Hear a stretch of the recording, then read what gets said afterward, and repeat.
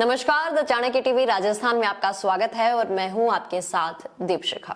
देखो, राजस्थान की राजनीति में मंगलवार की रात एक ऐतिहासिक और निर्णायक मोड़ बनकर सामने आई है, जब नागौर से उठी आंदोलन की चिंगारी ने जयपुर की सत्ता को झकझोर कर रख दिया। नागौर सांसद और आरएलपी सुप्रीमो हनुमान बेनीवाल के जयपुर कूच के ऐलान भर से ही प्रशासन में खलबली मच गई। करीब 2000 गाड़ियों का विशाल काफिला, हजारों समर्थकों का हुजूम और पूरी रात चला सत्ता बनाम जनशक्ति का दबाव आखिरकार बुधवार तड़के करीब 5 बजे सरकार के झुकने के साथ खत्म हुआ।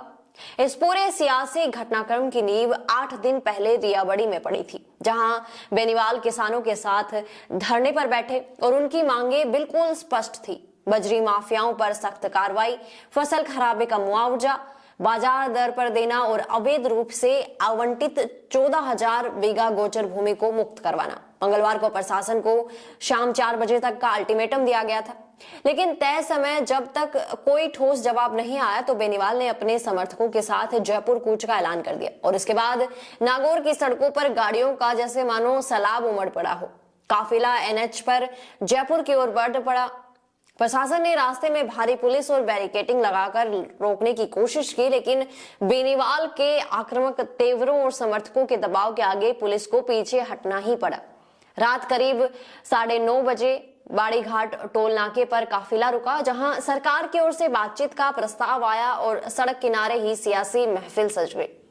देर रात अजमेर रेंज के आईजी, नागौर कलेक्टर और एसपी मौके पर पहुंचे और बेनीवाल के साथ घंटों चली मैराथन बातचीत में माहौल कई बार तनावपूर्ण हुआ। सहमति नहीं बनने पर बेनीवाल ने साफ शब्दों में चेतावनी दी कि अगर मांगे नहीं मानी गई तो सुबह जयपुर में आंदोलन और तेज होगा। पूरी रात चले दबाव, बातचीत, फोन कॉल्स के बाद आखिरकार बुधवार सुबह सरकार ने नरमी दिखाई और प्रशासन ने बेनीवाल की सभी मांगों पर सहमति जता दी।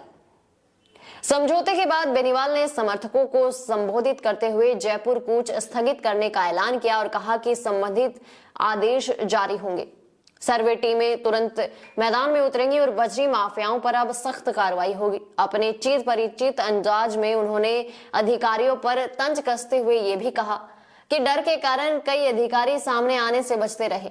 साथ ही कार्यकर्ताओं को अनुशासन बनाए रखने का सख्त हिदायत भी दी। इस पूरे घटनाक्रम ने एक बार फिर से यह साबित कर दिया कि सत्ता में न होते हुए भी हनुमान बेनीवाल की सड़क पर पकड़ मजबूत है और उनका आक्रामक आंदोलनकारी अंदाज राजस्थान की राजनीति में एक मजबूत और साफ संदेश देकर गया है। बच्चों के भविष्य से खिलवाड़, ग्रामीण क्षेत्र में गुम विकास, न्यायिक क्रिया में भेदभाव, दबी हुई गरीबों की आवाज, पर अब होगी जनता की बात। सड़क से पहुंचेगी संसद तक आवाज, सिर्फ